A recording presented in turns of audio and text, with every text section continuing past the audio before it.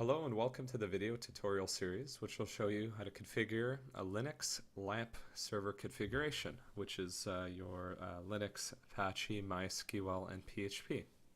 I decided to use carrotnetworks.com as my VPS provider.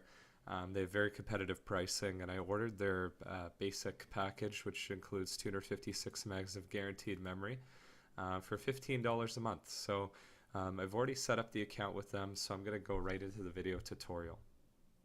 The first step to configuring your LAMP server is to open up PuTTY and log into your new server here. So in my case, the IP address is 74.82.193.196 through SSH on port 22. Once I am prompted with the login prompt, generally speaking, you'd want to log in with root, depending on how you have your system configured. Root is your administrative account. Up here, it shows that I was the last person to log into the system. So what we're going to do first is install Apache, which is the foundation of the LAMP environment, using yum install httpd and httpd-dvel. Going to hit enter. Yum is going to do some updates and begin connecting to the mirrors and start the download of the Apache files. This is the most simplest way to get a LAMP server online. So once this goes through, you'll see here that we need to download 8 packages and upgrade 2 for a maximum size of 9.2 megabytes. We'll just say yes to that. Apache will install its packages. And once that's configured, we're going to go ahead and start the Apache process, because as of the installation, Apache is not yet started. So we're going to go to etc init.d httpd start, and that starts Apache web server. You could verify this configuration simply by grabbing your public server IP address, which in my case is 74.82.193.196, and visiting this IP address through your favorite web browsers such as Firefox. And as you can see, we've reached the Apache 2 test page powered by CentOS, so Apache server has been installed successfully. Next, we're going to install a MySQL server on this Linux VPS by typing yum install MySQL MySQL-server and MySQL-devel.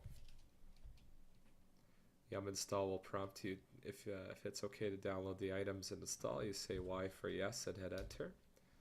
It's going to install all the packages necessary to do MySQL. Next, you're going to start MySQL by doing etc init.d mysql-d start.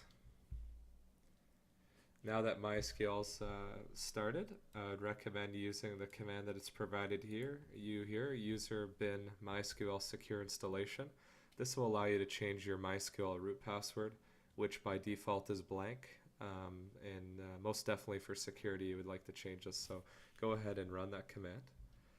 You'll be prompted to enter the current root password, but since there is none, we're just going to hit enter. It's asking you whether or not you'd like to set the root password, so you're going to do capital Y for yes. Your new password you can type in here. For simplicity's sake in this video, I'm going to make my password 12345.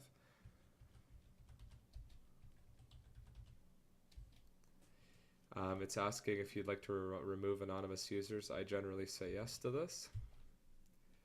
Disallow root login remotely. I would say yes to this because this will be a local MySQL system. Remove test database and access to it. I would say yes because it creates a test database when you first install MySQL. And reload privileges table, always say yes.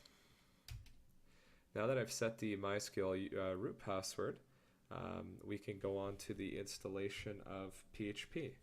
After setting the MySQL root password, you can check your changes or make sure the root password works by typing mysql-u, root is the username, -p. And in this case, our password I'm going to enter is right in this box, 12345. And as you can see, I've logged in successfully to the MySQL server using my root username and the password I've configured. You can go ahead and exit. Next, we'd like to install PHP 5 on the system. You could do this using yum install php-mysql php-common php-gd php-mb string php-encrypt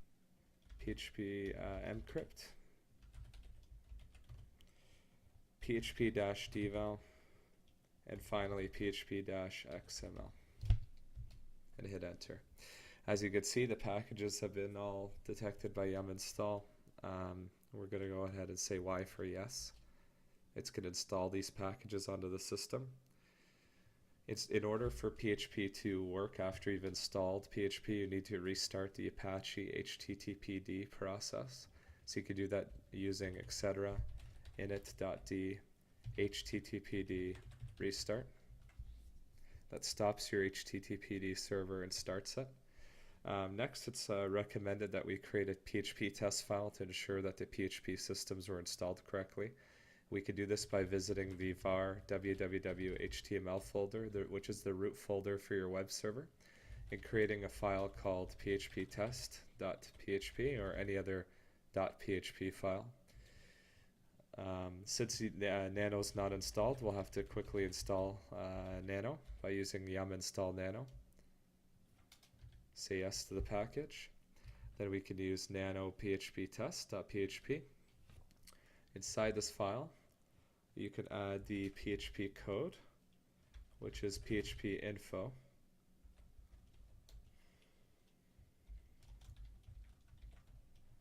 Now from your web browser, you can enter your server IP /phptest.php,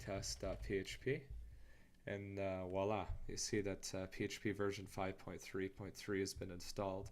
Shows you how it's been configured and a bunch of different details on the system, which version of Apache you're running, what mods are loaded. So it's correct. To conclude our video, I'd like to just show you a recap of the Carrot Network's VPS control panel. I find this to be very helpful in managing my systems with them.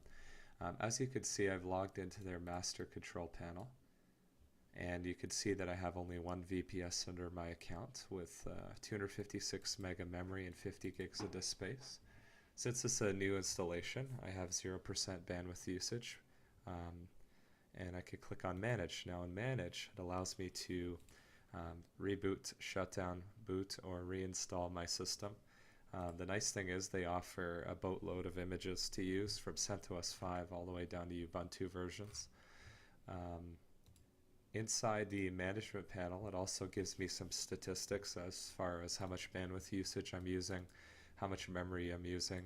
At this current point in time, after installing my LAMP server, I'm utilizing about 183 megabytes out of my 512 total usage I'm allowed to burst to.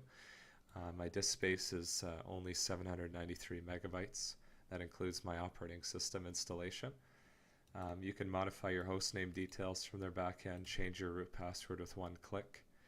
You also are given console access into the system, serial console access. So this is handy if you ever get locked out of SSH. You can actually log into the system and control your server without having to worry that you won't be able to access the system. As you can see, I've just opened that up and I'm able to log in. I'm just going to go back for the time being.